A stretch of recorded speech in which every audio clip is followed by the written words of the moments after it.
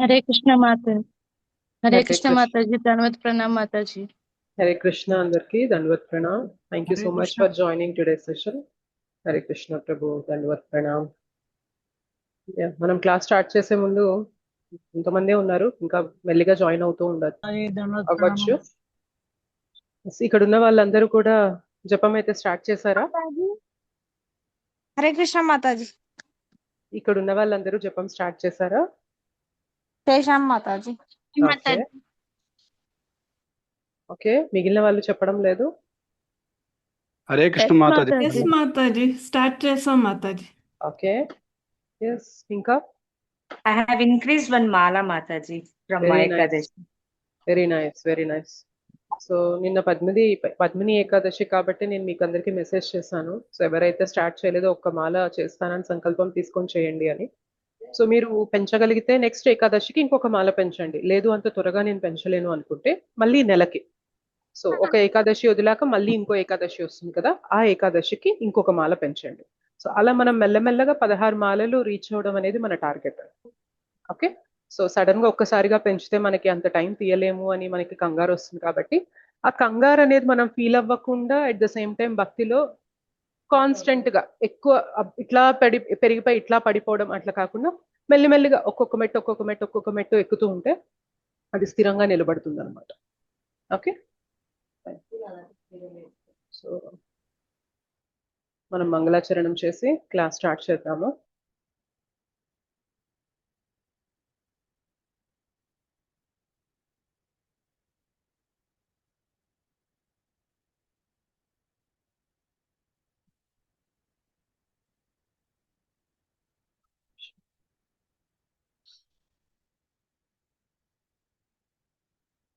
ओम अज्ञानतिमिरान्धस्य ज्ञानाञ्जनशलाकया चक्षुरुन्मीलितं येन तस्मै श्रीगुरवे नमः.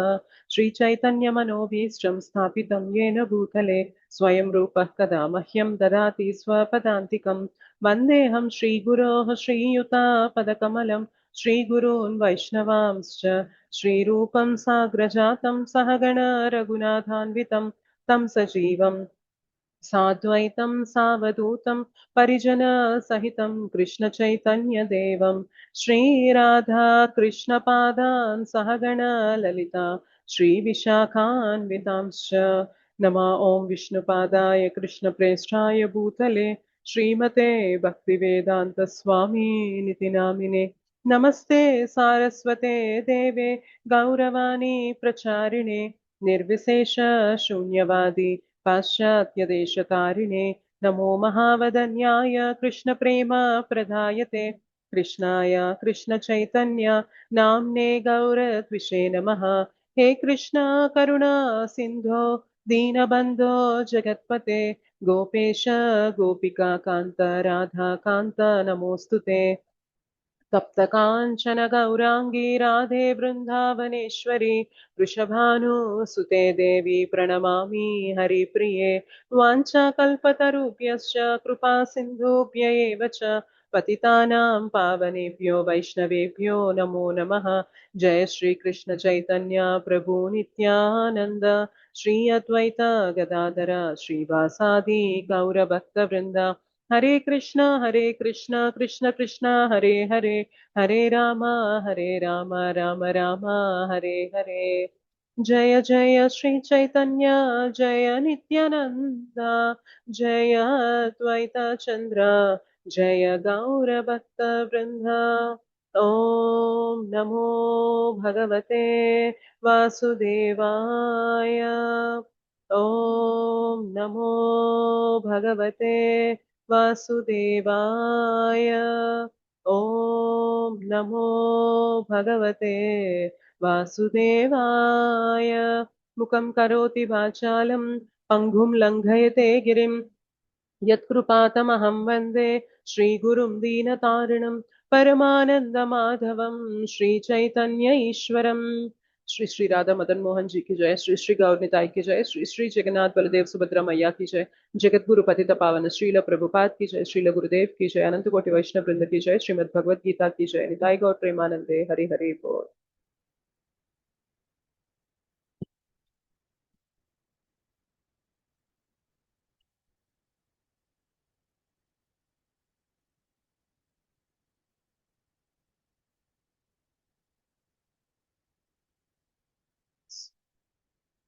హరే కృష్ణ అందరికి దండవత్ ప్రణామ్.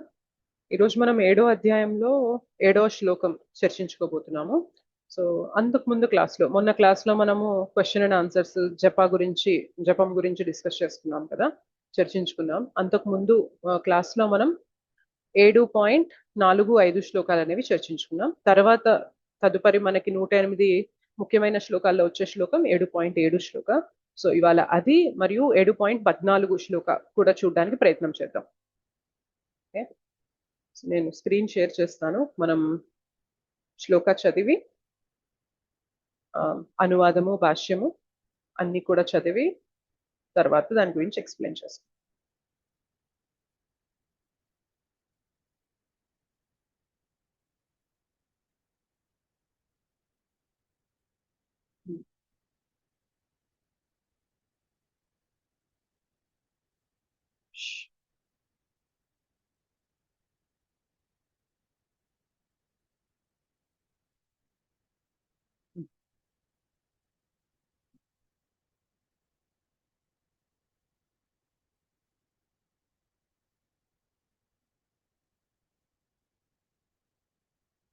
నేను చెప్పాక శ్లోకం మీరు రిపీట్ చేయండి.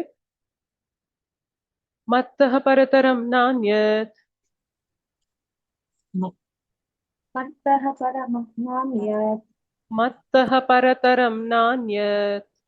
మత్తః పరతరం నాన్యత్ కించిదస్తి ధనంజయ కించిదస్తి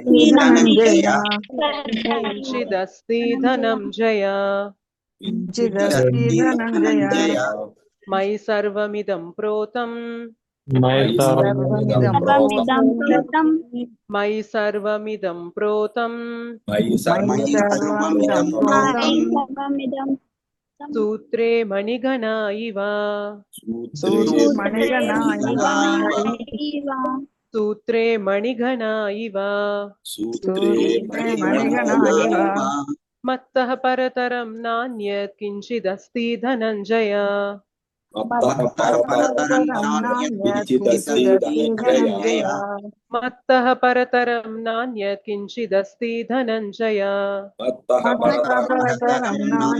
కించిదస్తి ధనంజయ మయి సర్వమిదం ప్రోతం సూత్రే మణిగణ ఇవ మయి సర్వమిదం ప్రోతం సూత్రే మణిగణ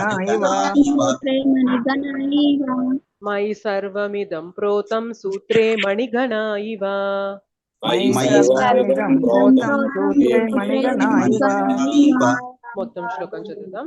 మత్తః పరతరం నాన్యత్ కించిదస్తి ధనంజయ మయి సర్వమిదం ప్రోతం సూత్రే మణిగణ ఇవ మత్తః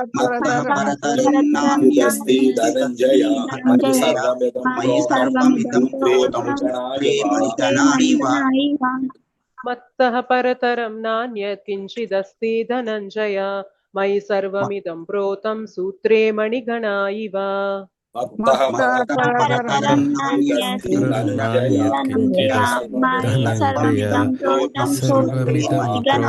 సూత్రే మణిగణ ఇవ. Thank you. ఎవరైతే శ్లోకం చదవాలి అనుకుంటున్నారో శ్లోకము అనువాదము భాష్యము వాళ్ళు హ్యాండ్ రైజ్ చేయండి, వాళ్ళకి ఛాన్స్ ఇస్తాను. వెంకటేశం ప్రభుజీ శ్లోకం చదవండి. హరే కృష్ణ మాతాజీ దండవత్ ప్రణామం మాతాజీ. హరే కృష్ణ దండవత్ ప్రణామం. చదవండి. మత్తః పరతరం నాన్యత్ కించిదస్తి ధనంజయ మయి సర్వమిదం ప్రోతం సూత్రే మణిగణ ఇవ. థ్యాంక్ హరే యూ కృష్ణ ప్రభుజీ. మాతాజీ. హరే కృష్ణ. Thank you. తేజశ్రీ మాతాజీ శ్లోకం చదవండి. హరే కృష్ణ మాతాజీ దండవత్ ప్రణామ్. హరే కృష్ణ. అనువాదము శ్రీల శ్లోకం చదవండి. ఓ మత్తా పరంతరం నాన్యత్ కించిదస్తి ధనంజయ మయి సర్వమిదం ప్రోతం సూత్రే మణిగణ ఇవ. థ్యాంక్ యూ మాతాజీ. రమాదేవి మాతాజీ మీరు కూడా శ్లోకాన్ని చదవండి. హరే కృష్ణ. చదవండి. మత్తః పరతరం నాన్యత్ కించిదస్తి ధనంజయ మయి సర్వమిదం ప్రోతం సూత్రే మణిగణ ఇవ. థ్యాంక్ యూ మాతాజీ. పద్మజ మాతాజీ మీరు కూడా శ్లోకం చదవండి. హరే కృష్ణ మాతాజీ. హరే కృష్ణ. మత్తః పరతరం నాన్యత్ కించిదస్తి ధనంజయ మయి సర్వమిదం ప్రోతం సూత్రే మణిగణా ఇవ. Thank you Mataji. శ్రీనివాస్ ప్రభుజీ మీరు కూడా శ్లోకం చదవండి. హరే కృష్ణ మాతాజీ, దండవత్ ప్రణామ్. హరే కృష్ణ. ధన్యవాద ప్రణామ్ ప్రభుజీ. మత్తః పరతరం నాన్యత్ కించిదస్తి ధనంజయ మయి సర్వమిదం ప్రోతం సూత్రే మణిగణా ఇవ. Thank you Prabhuji. వెంకట్ ఆచంట ప్రభుజీ అనువాదం చదవండి. జై మాతాజీ. అనువాదం. ఓ ధనంజయ, నాకంటేనే శ్రేష్టమైన సత్యం ఇంకొకటి లేదు. దారమునందు ముత్యములు కూర్చబడినట్లు సమస్తము నాపైననే ఆధారపడి ఉన్నది. ధన్యవాదాలు ప్రభుజీ. Thank you. కవిత అల్లం మాతాజీ భాష్యం చదవండి. కవిత మాతాజీ చదవండి.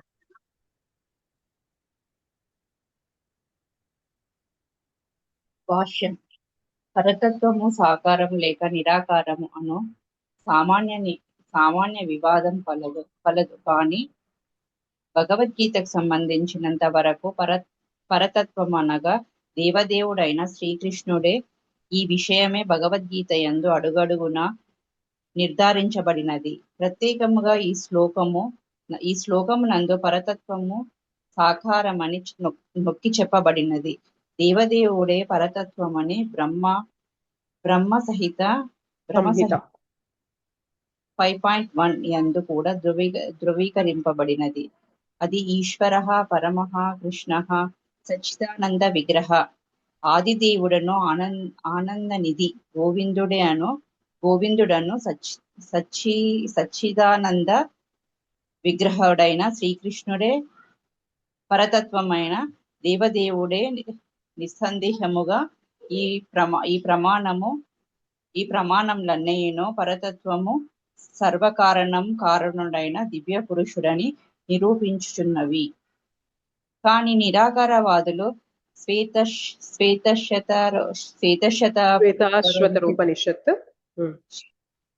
నిషత్తులో 3.10 నందు తెలుపబడినది.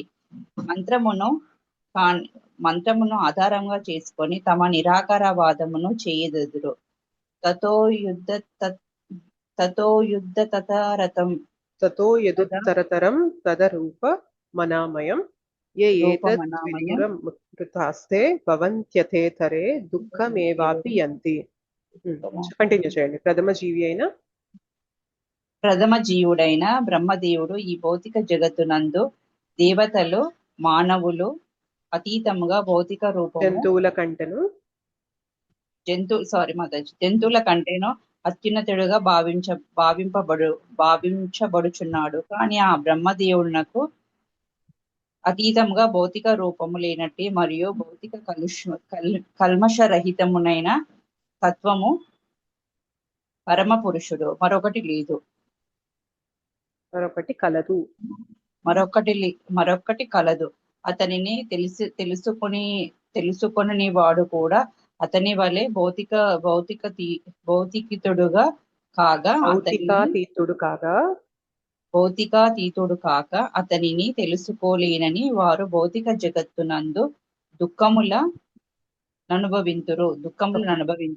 థ్యాంక్ యూ మాతాజీ. వేరే మాతాజీకి కూడా ఛాన్స్ ఇస్తాను. Thank you. వీణేశ్వరి మాతాజీ. హరే కృష్ణ మాతాజీ. హరే కృష్ణ మాతాజీ. కంటిన్యూ చేయండి. ఎక్కడి నుంచి మాతాజీ? ఇది నిరాకారవాది. నిరాకారవాది ఈ ఉపనిషత్తు వాక్యము నందలి ఆ రూపం అను పదమునకు మిక్కిలి ప్రామాణ్యమిత్తురు.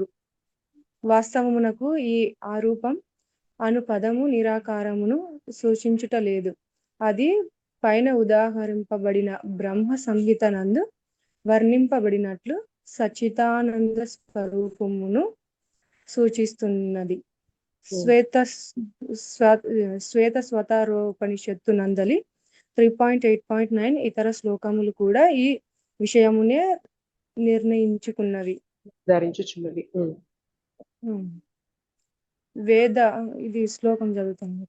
వేదాహమేతం పురుషం మహాంతమాదిత్యవర్ణం తామసః పరస్తాత్ తమేవ విదిత్వాతి మృత్యుమేతి నాన్యః పంథా విద్యతే యనాయ యస్మాత్ పరం నా పరం అస్తి కించిత్ యస్మాన్ నానీయో న జ్యాయోస్తి కించిత్ వృక్ష ఇవ స్తబ్ధో దివి తిష్టత్యేకస్తేనేదం పూర్ణం పురుషేణ సర్వం. చదవండి. భౌతిక మూలాలైన భౌతికములైన తమో భావనలన్నింటికి అన్నిటికి అతీతుడైన దేవాది దేవుని నేను ఎరుగుదును. అతనిని ఎరిగిన వాడే జనన మరణ బంధముల నుండి విముక్తుడు కాగలడు. ఆ పరమ పురుషుణ్ణి గురించిన ఈ జ్ఞానం కంటే విముక్తి మరొక మార్గము లేదు.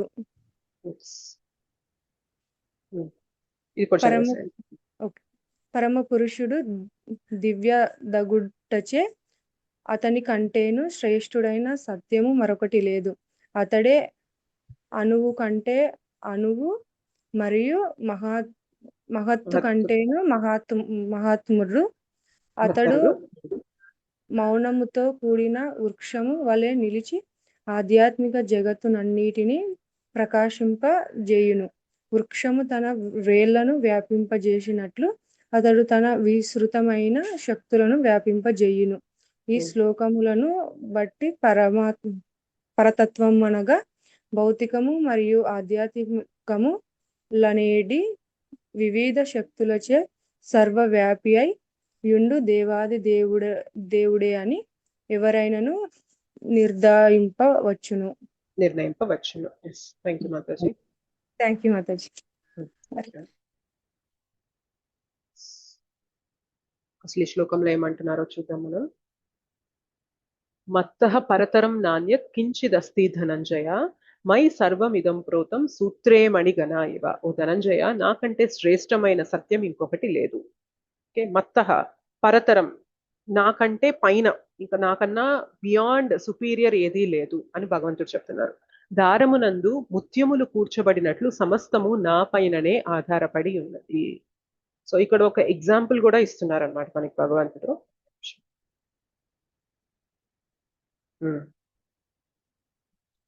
సో ఎలా అయితే ఒక ముత్యాల హారంలో ముత్యాలనేవి అన్నీ కూడా పొందిగ్గా ఒక దారం పైన, ఒక తీగ పైన అమర్చబడి ఉంటాయో, అలానే సమస్తం కూడా నా పైననే ఆధారపడి ఉంది అని చెప్పి భగవంతుడు ఇక్కడ చెప్తున్నారు.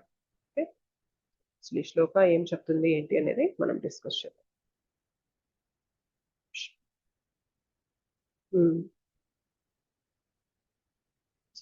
మీరు ఎప్పుడైనా ఇలా ముత్యాల హారం కానీ లేకపోతే ఏదైనా పూసలతో ఉన్న హారాన్ని చూసారా?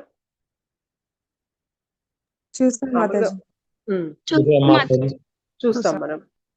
ఎలా ఉంటది, మనకి పైన అన్ని కూడా ఆ బీడ్స్ కనిపిస్తూ ఉంటాయి, ఆ పూసలు కనిపిస్తూ ఉంటాయి, ముత్యాలో పగడాలో ఏవో ఒకటి మనం ఏవైతే చేయించుకుంటామో అవన్నీ పైన కనిపిస్తూ ఉంటాయి.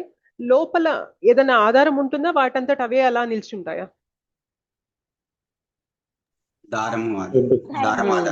లోపల దారమో తీగనో ఏదో ఒకటి మనకి ఆధారం అనేది ఉంటుంది. అవి దారం అనేది ఆధారంగా ఉంది కాబట్టే ఇవన్నీ ఆ వరుసలో అలా అమర్చబడి ఉన్నాయి. సో ఎవరైనా తెలివైన వ్యక్తికి తెలుస్తుంది, లోపల తీగ దారం అనే సహాయం వల్ల మాత్రమే, ఆ సపోర్ట్ వల్ల మాత్రమే ఇవన్నీ ఇలా అమర్చబడి ఉన్నాయి. అలానే ఈ భౌతిక జగత్తు, ఆధ్యాత్మిక జగత్తు సర్వం కూడా ఒక ఆధారం పైన అన్ని కూడా నడుస్తున్నాయి. ఏంటి ఆధారం అని భగవంతుడు ఇక్కడ చెప్తున్నారు. ఎవరి ఆధారం అని చెప్తున్నారు? శ్రీకృష్ణుడు. నేనే ఆధారం. ఎలా అయితే ముత్యాల హారంలో అన్ని ముత్యాలు కూడా ఒక తీగ పైన ఎలా ఆధారపడి ఉన్నాయో, సమస్త లోకాలన్నీ కూడా నా పైన ఆధారపడి ఉన్నాయి అని భగవంతుడు చెప్తున్నారు అనమాట. ఓకే, అండ్ ఇక్కడ మనకి భాష్యంలో శ్రీల ప్రభుపాదుల వారు కొన్ని పాయింట్స్ చెప్పారు. వాటిపైన కొంచెం మనం డిస్కస్ చేద్దాం.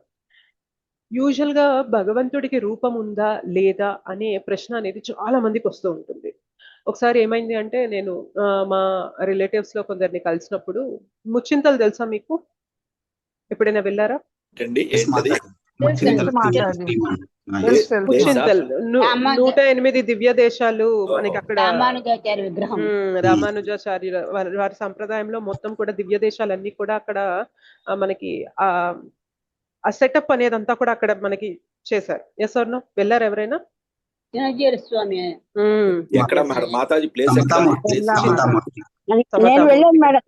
నేను వెళ్ళాను మాతాజీ. Okay, fine.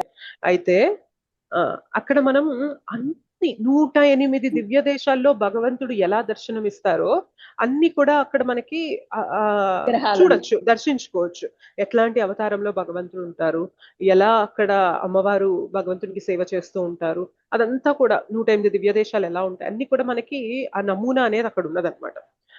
అయితే అది ఆ టాపిక్ అనేది అలా వచ్చాక వాళ్ళు ఏమన్నారంటే చాలా బాగుంది, చాలా బాగా కట్టారు, అక్కడికి వెళ్ళాక ఒక డివైన్ ఎక్స్పీరియన్స్, ఒక చాలా గొప్ప అనుభవం అనేది కలిగినట్లు అనిపించింది అని చెప్పి అలా డిస్కస్ చేస్తూ ఉన్నప్పుడు ఫైనల్గా ఏమన్నారంటే, అయినా ఇదంతా ఓకే కానీ భగవంతుడికి ఏమన్నా రూపం ఉందా అని అన్నారనమాట.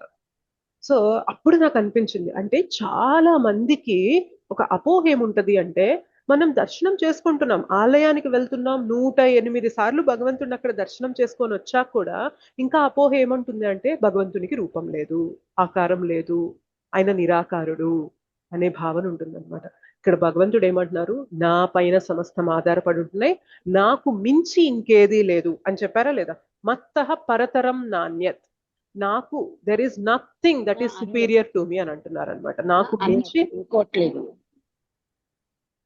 నాకు మించి ఇంకా ఏదీ లేదు అని భగవంతుడు చెప్తున్నారు. అంటే నిరాకారవాదులు ఏం భావిస్తూ ఉంటారంటే, భగవంతుడు అంటే ఎవరైతే కృష్ణ రామ వీళ్ళున్నారో వీరి లోపల ఇంకేదో ఉంది, ఆ లోపలున్న వ్యక్తికి మనము, ఆ లోపలున్న దానికి మనము శరణాగతులం అవ్వాలి తప్ప వీళ్ళ శరీరం అంతా కూడా మాయతో చేయబడిందే అని భావనలో ఉంటారన్నమాట. అది చాలా చాలా చాలా పెద్ద తప్పు ఫిలాసఫీ.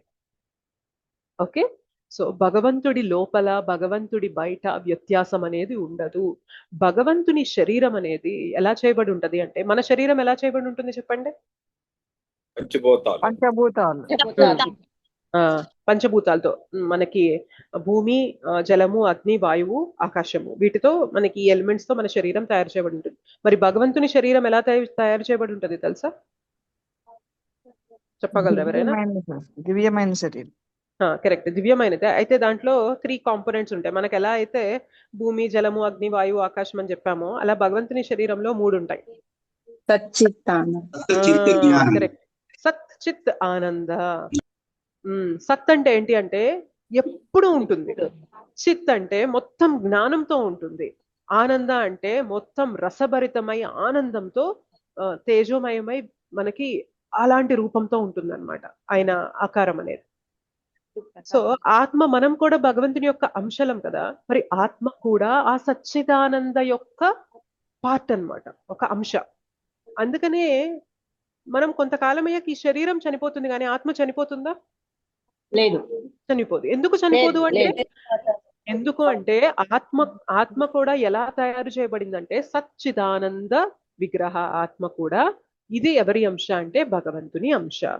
అంటే మన రూపానికి భగవంతుని రూపానికి వేరు ఉన్నది. ఎలా అంటే, మనమేమో పంచభూతాలతో తయారు చేయబడిన రూపంలో ఇవాళ ఉన్నాం, కానీ మనం ఆత్మ. మనం తిరిగి భగవద్ధామానికి వెళ్ళాక మనకు కూడా సచ్చిదానంద శరీరం వస్తుంది. ఇవాళ మనం భౌతిక జగత్తులో ఉన్నాం కాబట్టి పంచభూతాలతో ఉన్న శరీరంలో ఇరుక్కుపోయి ఉన్నాం. ఓకే, చిక్కుకుపోయి ఉన్నాం. ఇది మన శరీరం కాదు. ఒకవేళ ఇదే మన శరీరం అయితే ఎల్లకాలం ఉండాలి. పలానా సమయంలో బర్త్, పలానా సమయంలో డెత్, మృత్యువు, జననము వస్తుంది అంటే ఇది మనది కాదు, టెంపరీగా కొంతకాలం ఉండడానికి వచ్చింది. ఇప్పుడు మనం ట్రైన్ ఎక్కి ముంబై వెళ్తున్నాం అనుకోండి, హైదరాబాద్ నుండి ముంబై వెళ్తున్నాం. సో ఇవాళ నైట్ ఎక్కాము, రేపు మార్నింగ్ దిగుతాము. సో మనం ఎక్కాము, కొంతకాలం ఉంటాము, తర్వాత దిగుతాము. సో ఆ ట్రైన్ జర్నీ అనేది మనకి టెంపరీ ఫేజ్, అవునా కదా చెప్పండి? తాత్కాలికం అది. Yes or no? సో మన గమ్యం వచ్చాక మనం దిగిపోతాం. అలానే ఈ శరీరానికి కూడా కొంత సమయం అనేది ఇచ్చారు భగవంతుడు. కాబట్టి ఈ శరీరం అనేది పడిపోతుంది, కానీ ఆత్మ అలా పడడం అనేది ఉండదు. సో ఈ నేచర్ ఎక్కడి నుండి వచ్చింది అంటే, పుట్టుక జననం లేని నేచర్ ఎక్కడి నుండి వచ్చింది అంటే భగవంతునికి ఆ గుణం అది ఉంది కాబట్టి ఆత్మకి అదే గుణం వచ్చింది. ఓకే, అయితే భగవంతుడి రూపం మన రూపం లాగా ఉండదు. అందుకనే భగవంతుడికి అరూపం అని అంటే అసలు రూపం లేదని కాదు, మనలాంటి భౌతికమైన రూపం లేదు అని దాని అర్థం. ఆయన రూపము సచ్చిదానంద రూపం. ఓకే, సో భౌతికమైన ఈ పంచభూతాలతో ప్రకృతిలో దొరికే వాటితో ఆయన శరీరం తయారు చేయబడింది కాదు, అది దివ్యమైనది, సచ్చిదానందమైనది. అందుకనే ఆయన రూపాన్ని అరూపం అని పిలుస్తున్నారు. కానీ నిరాకారవాదులు ఏమంటారు అంటే అరూపం అంటే ఆయనకు ఎలాంటి రూపం లేదు, ఆయన జస్ట్ ఒక జ్యోతి మాత్రమే అనే భావనలో ఉంటారన్నమాట. ఒకవేళ నిజంగా జ్యోతినే హయ్యెస్ట్ అయితే భగవంతుడు ఇక్కడ చెప్పేసేవారు కదా. కానీ ఇక్కడ భగవంతుడు ఏమంటున్నారు, నేనే అన్నిటికన్నా ఉన్నతమైన స్థానంలో ఉన్నాను. ఓకే, మత్తః పరతరం నాణ్యత, నాకు మించి పైన ఇంకేదీ లేదు. ఒకవేళ భగవంతుడికి మించి ఆ రూపం లేని జ్యోతి ఏదన్నా హయ్యెస్ట్ అయితే భగవంతుడు చెప్తారు కదా, ఆ జ్యోతి హయ్యెస్ట్, నేను దాని నుండి వచ్చాను అని చెప్తారు. కానీ భగవద్గీత మొత్తం చూస్తే ఏముంటది అంటే, ఇంకా 12వ అధ్యాయంలో కూడా మనకు వస్తుంది, ఏమొస్తుంది అంటే ఆ జ్యోతికి కూడా మూలం నేనే, సమస్తానికి మూలం నేనే. ఓకే, ఈ జగత్తులో ఉన్న ప్రతి ఒక్కరికి మూలం నేనే. ఒక డౌట్ మాతాజీ, ఇప్పుడు లార్డ్ కృష్ణ జన్మ మానవ రూపంలో వచ్చారు కదా, మరి అది పంచభూతాలతో ఉన్నదే కదా? కాదు, సారీ కాదు కాదు కాదు భగవంతుని శరీరం పంచభూతాలతో ఉన్నట్లుగా మనకి కనిపిస్తుంది, కానీ అది పంచభూతాలతో ఉండదు. అందుకనే మీరు చూస్తే కురుక్షేత్ర యుద్ధం జరుగుతున్నప్పుడు భగవంతుడికి యూజువల్ గా పుట్టుక నుండి మనం వయసు అనేది లెక్కిస్తూ వస్తే ఆయనకి 100 పైన ఏజ్ ఉంది. 100 years దాటితే యవ్వనంలో ఉన్నట్టు కనిపిస్తారా చెప్పండి? కనిపించరు కదా. కానీ భగవంతుడు ఇంకా యవ్వనంలో ఉన్నట్టే, ఒక జస్ట్ ఒక 20-22 years ఉన్న అప్పుడే యవ్వనంలో ఉన్న వ్యక్తి ఎంత హుషారుగా ఎంత తేజోమయంగా ఉంటారో అలా ఉంటారు. అంటే దాని అర్థం ఆయన శరీరం మనలాగా వయసు పెరిగే కొద్దీ పతనం చెందే శరీరం కాదు, ఆయనది దివ్యమైన శరీరం. అయితే ఆ శరీరం ఎలా ఉంటది అంటే, ఆయన కావాలి అంటే ఆ శరీరానికి ఏదన్నా దెబ్బ తగిలితే రక్తం వచ్చేలాగా ఆయన చేయగలరు, ఆయన వద్దు అంటే రక్తాన్ని కూడా రాకుండా ఆపగలరు. అది ఆయన చేతిలో ఉంటుంది. మనకు అలా కాదు. మనకి ఏదైనా పొడుచుకుంది గుచ్చుకుంది అంటే రక్తం రావాల్సిందే, లేదు రాకూడదు ఆపాలి అని అంటే మన వల్ల కాదు. అది పొడుచుకుంది అంటే శరీరం నుండి రక్తం వచ్చేస్తుంది, మన చేతిలో ఉండదు. కానీ భగవంతుడికి మాత్రం ఆయన ఇచ్ఛానుసారమే జరిగింది. ఓకే, సో అది భగవంతుడు మనకి మానవ రూపంలో కనిపిస్తున్నప్పటికీ కూడా ఆయన శరీరం సచ్చిదానంద శరీరమే. ఆయన శరీరాలు ఇక్కడికి జన్మ తీసుకున్నంత మాత్రాన భౌతికమైన శరీరాన్ని తీసుకొని వస్తారు అనేది కూడా తక్కువ అపోహ. ఆయన శరీరం సచ్చిదానంద శరీరం. ఓకే, సో ఇక్కడ మనకి ఎందుకు ఈ డిస్కషన్ అంతా చేస్తున్నామంటే, చాలా మందికి అసలు భగవంతునికి రూపమే లేదు అని భావిస్తూ ఉంటారు. అండ్ భగవంతుడు మనకి కనిపిస్తున్నా కూడా ఆయన లోపల ఏదైతే ఉందో దానికి మనం శరణాగతులం అవ్వాలి అని అంటున్నారు.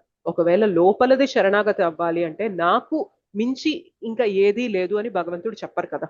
ఇక్కడ క్లియర్ గా చెప్పేశారు అంటే భగవంతుడే ఇంకా హైయెస్ట్. ఆయన లోపల బయట ముందు వెనక ఇట్లాంటివి ఏమి ఉండవు.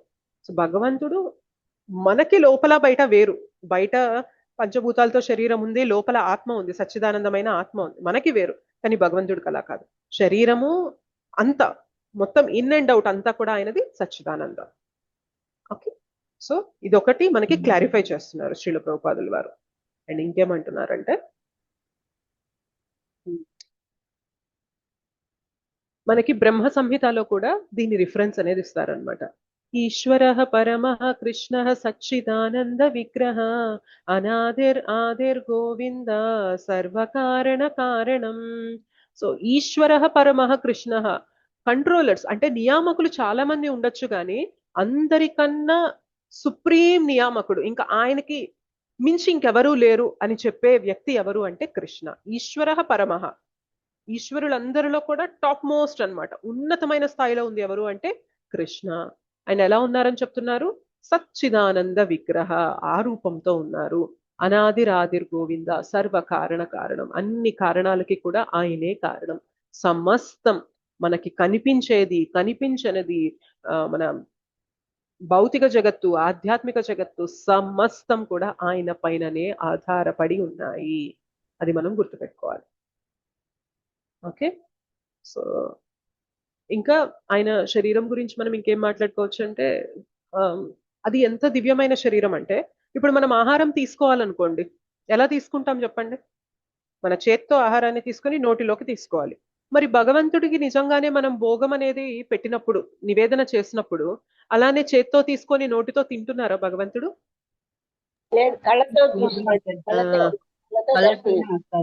ఎగ్జాక్ట్లీ. సో భగవంతుడికి అక్కడ ఏం చేస్తున్నారు? మనం భోగం పెట్టేసి కర్టన్ క్లోజ్ చేస్తున్నాం, తలుపేసేస్తున్నాం, ఒక 10 నిమిషాలు వెయిట్ చేస్తున్నాం. అయితే నిజంగా భగవంతుడు చేత్తో తీసుకొని నోట్లో పెట్టుకొని తిన్నారా అంటే అలా తినాల్సిన అవసరం భగవంతునికి లేదు.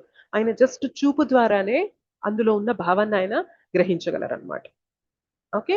సో భగవంతుడికి ఏంటి అంటే ఒక ఇంద్రియం చేసే పని ఇంకొక ఇంద్రియం కూడా చేయగలదు. కానీ మనకు అలా కాదు. నేను ఆకలేస్తుంది అని చెప్పి నా ముందు ప్లేట్ పెట్టి నేను కళ్ళతో ఎంతసేపు చూసినా నాకు ఆకలి తీరుతుందా చెప్పండి? ఇంకా ఆకలి పెరుగుతుంది కదా. లేదు మాతాజీ. ఎస్. సో భగవంతుడికి మాత్రం మనకి తింటేనే అది ఆకలి తీరుతుంది. కానీ భగవంతునికి అలా కాదనమాట. ఆయన స్వీకరించాలి అంటే నోటితో మాత్రమే కాదు, కళ్ళ ద్వారా కూడా ఆయన స్వీకరించగలరు. ఓకే. సో భగవంతుని యొక్క ఇంద్రియాలు ఒక్కొక్క అవయవం అన్ని అవయవాలు చేయగలిగిన శక్తి భగవంతుని యొక్క రూపానికి ఉంటుందన్నమాట. సో అది భౌతికమైన రూపం కాదు, అది ఆధ్యాత్మికమైన సచ్చిదానందమైన రూపం భగవంతునిది. ఓకే. అందుకనే దాన్ని అరూపం అని చెప్పారు. అరూపం అంటే భౌతికమైనది కాదు అని అర్థం తప్ప ఆయనకు అసలు రూపమే లేదు అని మాత్రం కాదు. ఖచ్చితంగా ఆయనకి రూపం ఉన్నది. ఓకే. ఇంకేమంటున్నారంటే భగవంతుడికి అసమౌర్ధ్వ అనే పేరు కూడా ఉంటుంది. అసమౌర్ధ్వ అంటే ఏంటి అంటే భగవంతుడికి సమానంగా ఎవరూ లేరు, భగవంతునికి పైన కూడా ఎవరూ లేరు. అసమ ఊర్ధ్వ. సమానంగా, ఊర్ధ్వ పైన. అంటే నెగటివ్ కదా, అంటే సమానంగా గాని పైన గాని ఎవ్వరూ లేరు భగవంతుడికి అని చెప్పడానికి భగవంతుడికి ఒక పేరేంటి అంటే అసమౌర్ధ్వ అని పేరు చెప్తారనమాట. అంటే ఇంతకు మించి ఇంకా ఎవ్వరూ లేరు. అంటే మనం ఇప్పుడు ట్రేస్ చేస్తూ వెళ్ళామనుకోండి, మనకి ఇప్పుడు నేనున్నాను, నాకు మా నాన్నగారు ఉంటారు, వాళ్ళ నాన్నగారు, వాళ్ళ నాన్నగారు, వాళ్ళ నాన్న, వాళ్ళ నాన్న, వాళ్ళ నాన్న, వాళ్ళ నాన్న, అలా మనం వెళ్తూ వెళ్తూ వెళ్తూ ఉంటే ఎవరి దాకా వెళ్తాము? ఎవరి నుండి మనకి క్రియేషన్ జరిగింది, జగత్ సృష్టి? బ్రహ్మ దాకా వెళ్ళాము. కరెక్ట్. మరి బ్రహ్మ వెనక, బ్రహ్మ పైన ఇంకెవరున్నారు? కృష్ణ. అంటే ఇంకా లిటరల్ గా చెప్పాలంటే గర్భోదక సాయి విష్ణు. మనం మొన్న క్లాస్ లో గర్భోదక సాయి విష్ణు యొక్క మన నేవల్ నుండి ఆయన వచ్చారు కదా. అయితే మరి ఆ గర్భోదక సాయి విష్ణువుకి మూలం ఎవరు? కృష్ణ. కరెక్ట్. మరి కృష్ణకి మూలం ఎవరు? ఇంకా మనం చెప్పలేమన్నమాట, ఎందుకంటే ఇంకెవరు లేరు. కృష్ణ నుండే సమస్తం వచ్చాయి. ఓకే. సో మనం ఎలా ట్రేస్ చేసుకొని వెళ్ళినా కానీ ఫైనల్ గా మనం ఆగేది ఎక్కడ అంటే భగవంతుడి దగ్గర మనం ఆగుతాం. ఓకే. అందుకనే భగవంతుడు ఏదో చేసి భగవంతుడు అయ్యాడు అని అనుకోవడం కూడా మూర్ఖత్వం అన్నమాట. చాలా మంది ఏం చెప్తారంటే నాకు కొంచెం నీకు ఒక ప్రాసెస్ చెప్తాను, నువ్వు కూడా భగవంతుడు అయిపోవచ్చు అని చెప్పే వాళ్ళు కూడా ఉంటారు అనమాట కొందరు. సో అదేంటంటే ఇంకా అట్టర్గా ఫూలిష్ గా మోసపోవడం అనమాట అది. సో మనం ఏదో ప్రాసెస్ చేసి భగవంతుడు అవడం అనేది ఉండదు. భగవంతుడు స్వతహాగా భగవంతుడే. ఆయన ఏదో ధ్యానము, తపస్య, యజ్ఞాలు, యాగాలు, క్రతువులు ఇవేవో చేసి భగవంతుడు అయ్యారా? కాదు. అదేం పొజిషన్ అంటే ఆయన అదేదో ఒక పోస్ట్ లో ఉన్నారని కాదు. బట్ దాని అర్థం ఏంటి అంటే ఆయన ఇటర్నల్ గా ఎప్పటి నుంచి అనాది కాలం నుండి కూడా ఆయన భగవంతుడు, ఆయన పైన ఇంకెవరూ లేరు. అయితే మనకు అనిపించచ్చు మరి యశోదామాత తల్లిగా ఉంది, నందమహారాజ్ తండ్రిగా ఉన్నారు, మళ్ళీ వసుదేవ దేవకి వీళ్ళు కూడా తల్లిదండ్రులుగా ఉన్నారు కదా, మరి వీళ్ళు వారి పైన ఉన్నట్టు కదా అంటే యాక్చువల్ గా భగవంతుడు తన భక్తులతో ప్రతిస్పందించడానికి ఆయనే తన భక్తుల కుటుంబంలో పుట్టేలాగా ఆయన లీల చేస్తారు అంతే తప్ప దాని అర్థం యశోదామయ్య నందమహారాజ్ భగవంతుని కన్నా పైన ఉన్నారు అని కాదు. ఓకే. లిటరల్ గా పైన ఉన్నారు అని కాదు. కానీ భగవంతుడి లీల కోసము ఆయన ఏం చేస్తారంటే తన భక్తులకి ఒక కొడుకుగా రావడానికి ఆయన సిద్ధపడతారు. సో అలా రావడం వల్ల ఏమైతుంది అంటే ఆయన తన భక్తులతో ప్రతిస్పందిస్తున్నారు. సో యశోదమయ్య నందమహారాజ్కి భగవంతుడిని ప్రేమగా వాళ్ళ కొడుకుగా చూసుకోవాలనే కోరికని అలా వచ్చి ఆయన తీరుస్తున్నారు అనమాట. సో ఇక్కడ వీళ్ళిద్దరు కూడా ఆయన భక్తులే. సో వీళ్ళిద్దరి యొక్క ఆరిజిన్, వీళ్ళిద్దరి యొక్క మూలం కూడా భగవంతుడి నుండే ఉంది. అయినప్పటికీ కూడా భగవంతుడు లీలానుసారం అలా వారికి కొడుకుగా వచ్చారు. సో మనకు అనిపించవచ్చు మరి భగవంతుడికి కూడా తల్లిదండ్రులు ఉన్నారంటే వాళ్ళు పైన ఉన్నట్టు కదా. ఇప్పుడు మీకన్నా మీ తల్లిదండ్రుల పైన కదా మాతాజీ, అలానే భగవంతుడి కన్నా వాళ్ళ తల్లిదండ్రులు ఉన్నారు కదా అంటే అది లీలానుసారం. మనది కర్మ, ఆయనది లీల. ఆయన ఇష్టానుసారం తన భక్తులతో ప్రతిస్పందించడం కోసం ఆయన లీల చేసి వస్తున్నారు అంతే తప్ప దాని అర్థం వీళ్ళు ఆయన కన్నా ఎక్కువ ఉన్నారు అని కాదు. అర్థమైందా? ఇంకేమంటున్నారంటే ఈ అనువాదంలో మనకి భాష్యంలో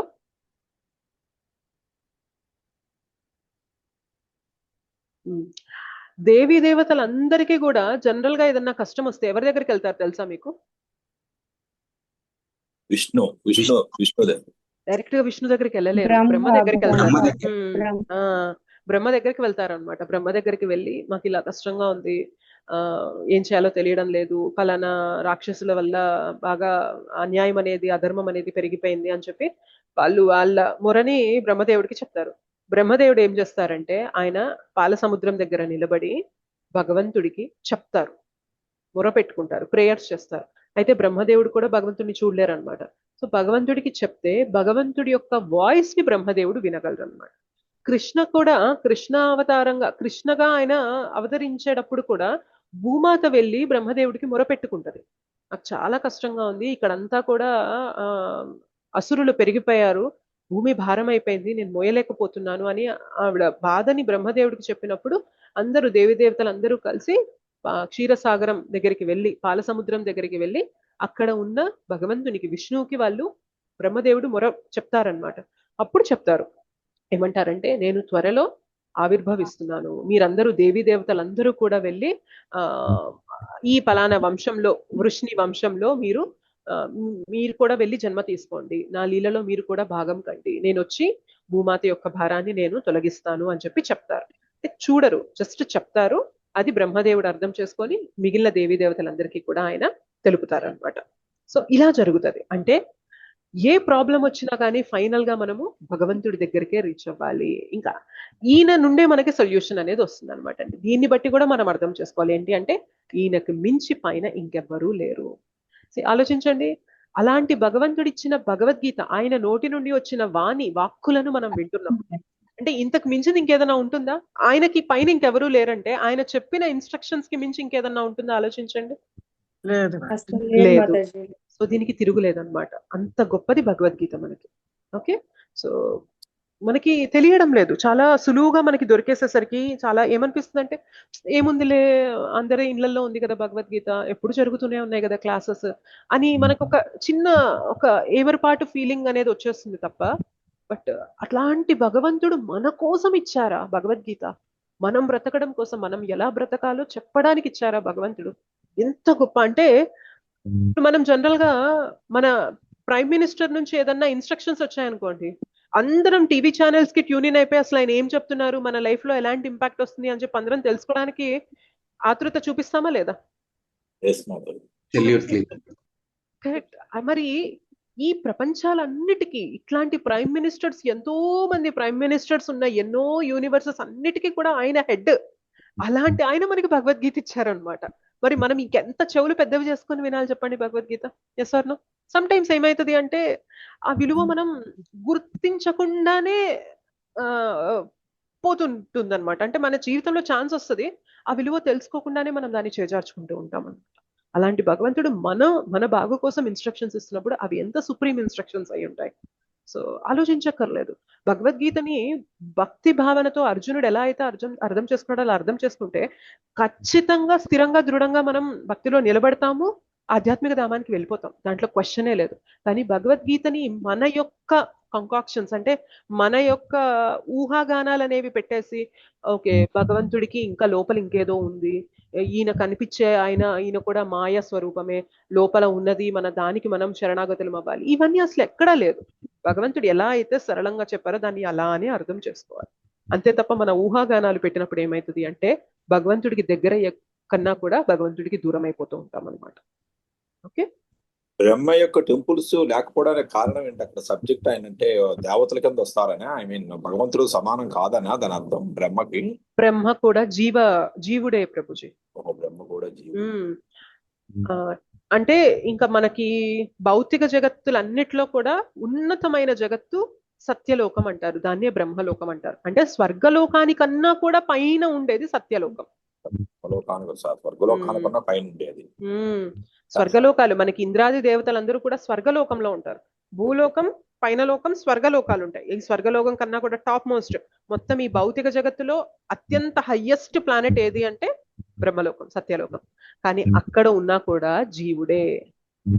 బ్రహ్మ కూడా జీవుడే. అంటే మనం ఎంత ప్రయత్నం చేసినా పైకి వెళ్ళాలి, ఆధ్యాత్మిక ధామానికి వెళ్ళిపోవాలి, భక్తి చేసుకోనంటే వెళ్ళిపోతాం. లేదు, మనం పుణ్యకార్యాలు చేసుకొని ఇక్కడిక్కడే నేను మంచి సుఖభోగాలు అనుభవిస్తాను అంటే ఒక జీవుడు ఎంతవరకు ఎదగచ్చు తెలుసా? బ్రహ్మ దాకా. ఎగ్జాక్ట్లీ, అప్ టు బ్రహ్మ. అంటే మనందరికి బ్రహ్మ అయ్యే ఛాన్స్ కూడా ఉంది. But what is the use ఏముంది చెప్పండి? బ్రహ్మ అయినా కూడా మనం ఇక్కడే ఉంటాము, ఈ భౌతిక జగత్తు పొరల నుండి బయటికి వెళ్ళలేము, ఇక్కడే ఉంటాం, ఈ లోపలే ఉంటాం. కాకపోతే హైయెస్ట్ హ్యాపీనెస్ అనేది కొంచెం ఎంజాయ్ చేస్తూ ఉంటాం, అంటే లాంగ్ టర్మ్ లో. Okay, but that doesn't mean, దాని అర్థం ఇంకా మనకి ఎప్పుడు సుఖంగానే ఉంటాం, ఎప్పుడు ఆనందంగానే ఉంటాం అంటే కాదు. బ్రహ్మదేవుని స్పాన్ జీవితకాలం కూడా చెప్పాను కదా మీకు, ఆల్మోస్ట్ 1000 దివ్య యుగాలు కలిపితే ఆయన యొక్క ఒక్క రోజు. ఓకే, అంటే ఎంత సమయం ఆలోచించండి. దివ్య యుగం అంటే 4 యుగాలు, అలాంటివి 1000 కలిపితే ఎంత వస్తుందో అది ఒక రోజు. మనకి చెప్పండి, గట్టిగా 100 సంవత్సరాలు కూడా లేవు మనకి. సో మన లైఫ్ ఇంత చిన్నది, బ్రహ్మదేవుని లైఫ్ చాలా పెద్దది. అలాంటి రోజులు ఆయనకి 365 ఉంటాయి, అలాంటివి 100 సంవత్సరాలు ఉంటాయి. అంటే బ్రహ్మదేవుడి యొక్క లైఫ్ స్పాన్ అనేది చాలా పెద్దది. కానీ దాని అర్థం ఆయన నిత్యంగా ఉంటారా అంటే కాదు. 100 సంవత్సరాలు అయిపోయాక ఆయన కూడా ఆ పొజిషన్ నుండి పడిపోవాల్సిందే. సో అందుకని ఇక్కడిక్కడ ఏదేదో పైకి కిందకి వెళ్ళిపోవడం అనేది కాదు మన ఫోకస్. మన ఫోకస్ ఇక్కడ నుండి భక్తి చేసుకొని ఆధ్యాత్మిక ధామానికి వెళ్ళిపోవాలి. ఎందుకంటే అక్కడికి వెళ్ళిపోయామంటే మళ్ళీ పడిపోవాల్సిన అవసరం లేదు. బట్ ఇక్కడిక్కడే ఉన్నామంటే మాత్రం పడాల్సిందే. ఒకసారి మన అకౌంట్లో డబ్బులు అయిపోయాయి అనుకోండి, ఏం చేస్తారు? మనకి ఇంకా ఎంత స్వైప్ చేసినా, ఎంత ట్రాన్స్ఫర్ చేయాలని చూసినా మనకి ఇంకా లేదు. No, your balance is nil, not allowed అంటారు. అలానే మనం స్వర్గలోకాలకు వెళ్ళినా, బ్రహ్మలోకానికి వెళ్ళినా కొంత సమయం వరకు మాత్రమే, మన అకౌంట్ లో పుణ్యం ఉన్నంత వరకు మాత్రమే, పైటి పుణ్యం ఉన్నంత వరకు. ఆ పుణ్యం ఎప్పుడైతే అయిపోయిందో, క్షీణే పుణ్యే మర్త్యలోకం విశంతి. క్షీణే పుణ్యం, మర్త్యం, మన పుణ్యం అనేది క్షీణించుకుపోయాక మళ్ళీ మానవ లోకంలో పడిపోవాల్సి అంతే. ఓకే, ఈ శ్లోకం మనకి ఈ వివరాలు అనేవి తెలుపుతుంది. ఇంకేమంటున్నారంటే, భగవంతుడు greater than the greatest, smaller than the smallest. అంటే ఇంకా ఆయన ఏదైతే పెద్ద విషయం ఉందో దాని అంతటికన్నా కూడా ఆయన పెద్దగా అవ్వగలరు. ఏదైతే చిన్నది ఉందో దాని అంతటికన్నా కూడా ఆయన చిన్నగా అవ్వగలరు. ఇది భగవంతుడి యొక్క స్పెషల్ క్వాలిటీ. ఎలా అంటే, ఇప్పుడు చెప్పండి, మొత్తం బ్రహ్మాండాలు ఎవరి నుండి వస్తున్నాయి? కృష్ణ నుంచే వస్తుంది. ఇంకా స్పెసిఫిక్ గా చెప్పాలి అంటే మనకి కారణోదకశాయి విష్ణు మహావిష్ణు యొక్క శరీరం నుండి వస్తున్నాయి. అంటే ఇన్ని బ్రహ్మాండాలన్నిటికన్నా కూడా పైన ఎవరున్నారు? కారణోదకశాయి విష్ణువుగా, మహావిష్ణువుగా ఆయన ఉన్నారు. సో అన్నిటికన్నా కూడా పెద్దగా ఆయన ఉన్నారు. అలానే మన కళ్ళకి కూడా కనిపించనంత చిన్న జీవిలో కూడా పరమాత్మగా ఆయన ఉన్నారు. అంటే ఆయన ఇంకెంత చిన్నగా ఉండుంటారు ఆలోచించు. అర్థమవుతుందా? అణువులో కూడా పరమాత్మ ఉన్నారు. అంటే మన కళ్ళకి కూడా కనిపించనంత దానిలో కూడా పరమాత్మ ఉన్నారు. అంటే ఆయన పెద్ద, ఇంకా మనకి ఏదైతే మనం పోల్చలేమో అంతకన్నా కూడా పెద్దగా ఆయన ఉన్నారు. ఏదైతే మనం గమనించలేమో అంతకన్నా కూడా ఆయన చిన్నగా ఉన్నారు, పరమాత్మలాగా. సో ఇది కేవలం భగవంతుడికి మాత్రమే చెందుతుంది ఈ స్పెషల్ ఫీచర్ అనేది. ఓకే, సో ఇలా మనం ఈ శ్లోకాలో శ్రీల ప్రభుపాదుల వారు ఇచ్చిన భాష్యానికి మనం ఈ ఎక్స్ప్లెనేషన్స్ అనేవి ఇచ్చుకోవచ్చు. సో గుర్తుపెట్టుకోవాల్సింది ఒకటే, సమస్తానికి కూడా మూలం ఆయనే, అన్ని కూడా ఆయన పైననే ఆధారపడి ఉన్నాయి.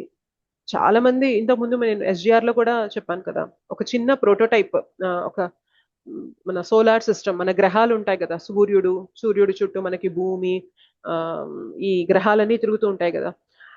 ఆ ప్రోటోటైప్ ఒక చిన్న మోడల్ ఒకటి తయారు చేసి పెట్టారు అనమాట.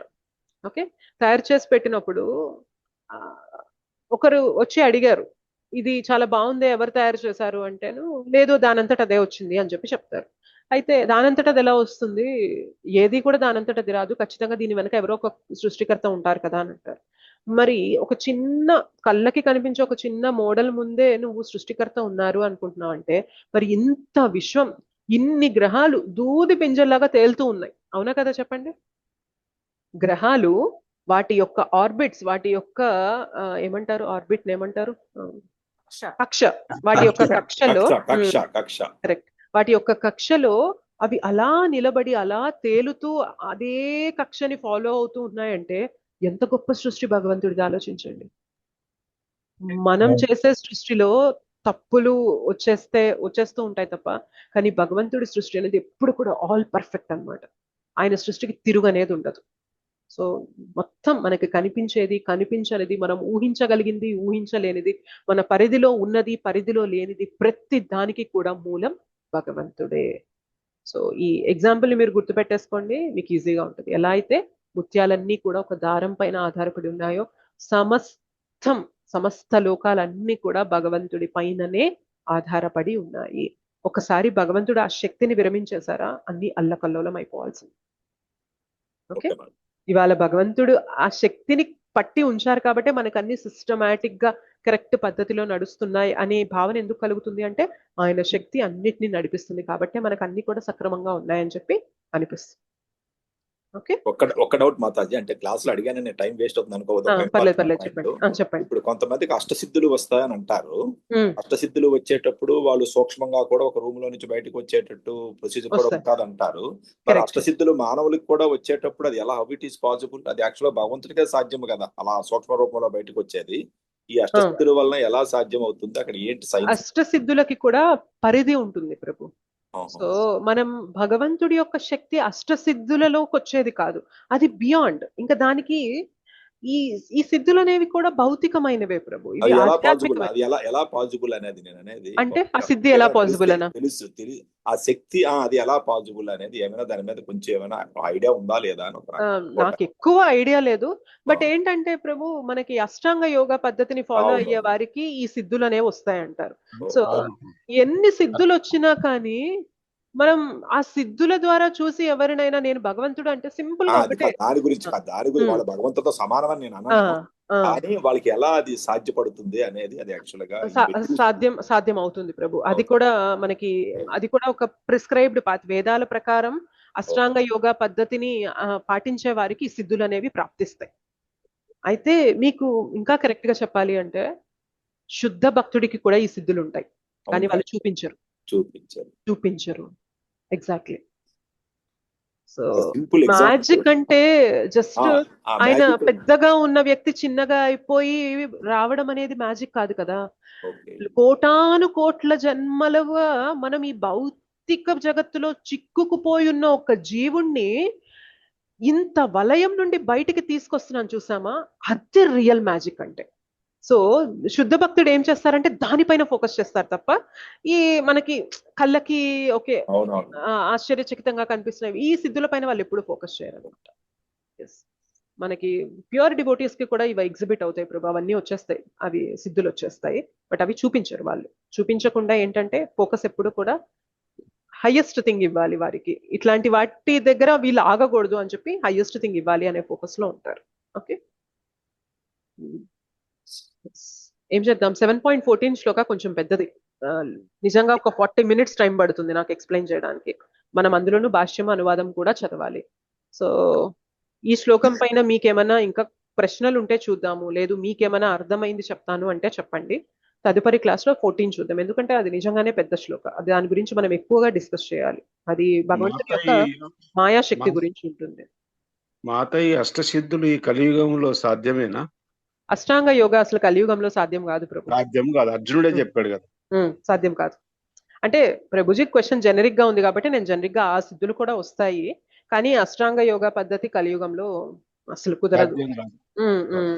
Almost impossible. మేబీ ఎవరైనా ఒక్కళ్ళు, అది కూడా సమాజం మొత్తానికి దూరంగా వెళ్ళిపోయి ఏ హిమాలయ కొండల్లో మనకి ఆ గుహల్లో ఉండి వాళ్ళు ఇంకా అదే ఇదిగా తపస్సు చేసే వారికి వచ్చే ఛాన్స్ ఉందేమో, కానీ బట్ ఆల్మోస్ట్ ఇంపాసిబుల్, సాధ్యం కాదనే చెప్పాలి మనం. ఇంకేమైనా ప్రశ్నలు ఉన్నాయా దీనిపైన? మీకు మీరు కూడా ఎక్స్పీరియన్స్ అయ్యారా భగవంతునికి రూపం లేదు అనేవారు మీ జీవితంలో? ఎప్పుడైనా వచ్చి భగవంతునికి రూపం ఏంటి, రూపం లేదు కదా అనే వాళ్ళు, కానీ అట్లా ఎప్పుడైనా మీరు ఫేస్ చేశారా? చాలా సందర్భాలలో చేసాం అది. ఎక్కువ సందర్భాలలో ఫేస్ చేస్తుంటాము. బట్ అంటే మనకి ఇప్పుడు మీరు చెప్పినటువంటి శ్లోకం ద్వారా కొన్ని పాయింట్స్ నాకైతే చాలా బాగా అర్థమైంది మాతాజీ.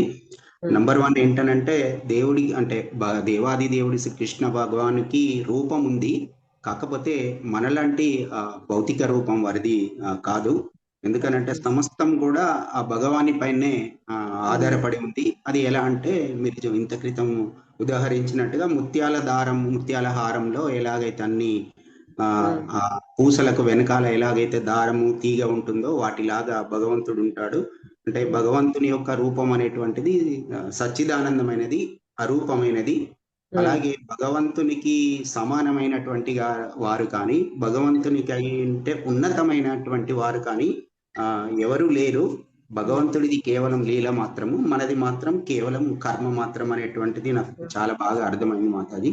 వీలవుతే నెక్స్ట్ 14 శ్లోకం మీరు మళ్ళీ ఒక రోజు వివరంగా చెప్తే బాగుంటుంది. అవును ప్రభు, అందుకని నేను ఇప్పుడు అది స్టార్ట్ చేయదలుచుకోలేదు, ఎందుకంటే దానికి ఇంకా వివరణ కావాలి. భగవంతుని యొక్క మాయాశక్తి ఏంటి, మనం ఎలా మాయలో పడుతున్నాం, అసలు ఎందుకు భగవంతుడు మాయాశక్తిని పెట్టారు, అన్నిటి గురించి మనం వివరంగా తెలుసుకోవాలి. నాకు మినిమం ఒక 40-45 మినిట్స్ దానికి ఎక్స్ప్లెనేషన్ కే పడుతుంది. సో ఇప్పుడు స్టార్ట్ చేసినా అది అవ్వదు, హడావిడిగా విని మనం అది విన్న ఫీలింగ్ కూడా ఉండదు. కాబట్టి తర్వాత క్లాస్ లో మనం దాని గురించి డిస్కస్ చేద్దాము. మీకు ఇంకేమైనా ప్రశ్నలు ఉన్నా, మీకు ఇంకేమైనా ఈ శ్లోకం పైన షేర్ చేయాలనుకున్నా కానీ షేర్ చేయండి. ఒక 10 మినిట్స్. ఎస్, శ్రీ పద్మ మాతాజీ. నమస్తే మాతాజీ. చెప్పండి మాతాజీ. శారద మాతాజీ. ఏం లేదు, మనకి టీవీలో చూస్తుంటాడు కదా కృష్ణుడి యొక్క లీలలు. అంటే ఈవేళ నాకు ముఖ్యంగా ఇది మాల గురించి చెప్పింది ఒక ఆవిడ. మాలలో మా పూసలు చేసినప్పుడు ఆ మహత్యం ఎలా వచ్చిందో అవన్నీ చెప్పడంతో నేను మీకు పెట్టాను అన్నమాట పొద్దున్న మార్నింగ్ ఆ ఎపిసోడ్. అదే ఏమిటి వీళ్ళు మీరు అన్నారు కదా ఇవన్నీ నమ్మకూడదు, మనకి వచ్చేవన్నీ ఆర్టిఫిషియల్ వస్తాయి ఇవన్నీ. కరెక్ట్ మాతాజీ. ఎప్పుడు కూడా భగవంతుని గురించి తెలుసుకోవడానికి అత్యంత ఉన్నతమైన మార్గం ఏంటి అంటే భక్తుని నోటి వెంట వినండి. మనం శ్రీల ప్రభుపాదుల వారు ఇచ్చిన భాష్యాలు తెలుసుకుంటున్నాం కాబట్టి అస్సలంటే అస్సలు పక్కకి తప్పం, కరెక్ట్ గా భక్తి మార్గంలో ముందుకెళ్తూ ఉంటాం అనమాట. ఎందుకంటే కరెక్ట్ పరంపరలో మనం వింటున్నాం. సీరియల్స్ లో మీరు ముందు గమనించినట్లయితే ఇక్కడ మేము కొన్ని విషయాలు కల్పించి చెప్తాము ప్రేక్షకులని ఆకర్షింపజేయడానికి అనే ఒక ఏం చెప్తారు, ముందు ఒక నోటిఫికేషన్ కూడా ఇస్తారు అనమాట, మనకి డిస్క్లైమర్ ఇస్తారు. ఎగ్జాక్ట్లీ డిస్క్లైమర్ పెడతారనమాట. ఇవి కల్పితాలు కూడా ఉన్నాయి, మేము చూపించేదంతా కూడా 100% నిజం కాదు, మేము కల్పించి కూడా దీంట్లో చెప్తున్నాము ప్రేక్షకులని మెప్పించడానికి అనేది పాయింట్ చెప్తారు వాళ్ళు. కానీ ఇప్పుడు ఆ రాధాకృష్ణ చూస్తుంటే నిజంగా బుల్లి కృష్ణ చూస్తుంటే ఎంత ఆనందంగా ఉంటుందో, యశోదమ్మని బుల్లి కృష్ణ చూస్తుంటే మీరు చెప్పిన మాటలన్నీ జ్ఞాపకం వస్తుంటాయి నాకు. ఎంత ఆశ్చర్యం, చాలా ముద్దుగా ఉంది ఆ సీరియల్ అయితే, చాలా బాగా నాకు బాగా నచ్చింది. చూడడం అనేది మంచి విషయమే, కానీ మాతాజీ యాక్చువల్ గా ఏమైందంటే చాలా సార్లు మనము అలా చూస్తూ వాళ్ళు చెప్పే దాని వైపు వెళ్ళిపోతూ ఉంటాం. వాళ్ళు ఏదైతే దాని ద్వారా మనకి తెలుపుతూ ఉంటారో దాని వైపు మన ఫోకస్ వెళ్ళిపోతుంది అనుకోండి, మనం కొంచెం గాడి తప్పినట్టు అవుతుంది మాతాజీ. బెటర్ ఏంటి అంటే భగవంతుని కథలో లేని రుచి మనకి చూడడంలో అంత, అంటే భగవంతుడి గురించి ఎప్పుడైనా కానీ నిజమైన రుచి ఎప్పుడు అంటే ఒక పరంపరలో భక్తుల ద్వారా మనం వింటాం చూసారా, నిజంగా రుచి అక్కడే ఉంది. మనకి ఎప్పుడు కూడా చూడడం అలవాటయ్యి మనకి ఆ ఇదిలో వెళ్ళిపోతున్నాం, ఆ ధోరణిలో వెళ్ళిపోతున్నాం తప్ప, బట్ మనం చెక్ చేసుకోవాలి నిజంగా ఇది శాస్త్రాలకు అనుగుణంగా ఉందా, కేవలం వీళ్ళు కొన్ని అట్రాక్ట్ చేయడానికి కల్పించడానికి మనకు అది చూపిస్తున్నారా అనేది కూడా తెలుసుకోవాలి. ఓకే, మీరు ఎంటర్టైన్మెంట్ గా చూస్తున్నారా, దట్స్ ఫైన్, బట్ అది మీరు విజ్ఞానాన్ని పెంచుకోవడానికి, జ్ఞానాన్ని తెలుసుకోవడానికి చూస్తున్నారంటే మాత్రం అది రైట్ సోర్స్ కానే కాదు, అస్సలు కాదు. అంత చిన్న పిల్లాడితోటి అంత గొప్ప యాక్షన్ కృష్ణుడి యొక్క ముద్దు ముచ్చట్లని చూస్తుంటే చాలా ఆనందంగా ఉంటుంది.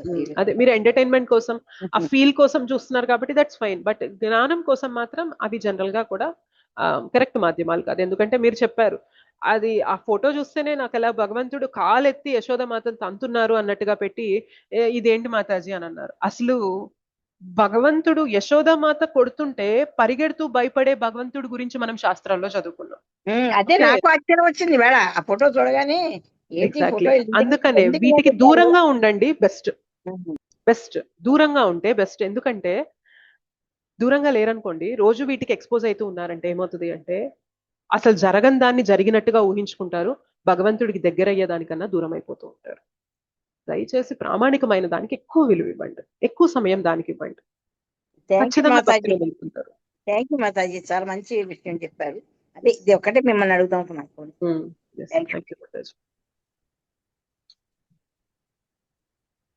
దేవాది దేవుడు చదివితే అన్ని ఇళ్లలో అర్థమవుతాయి మాతాజీ. అర్థమవుతాయి, కరెక్ట్.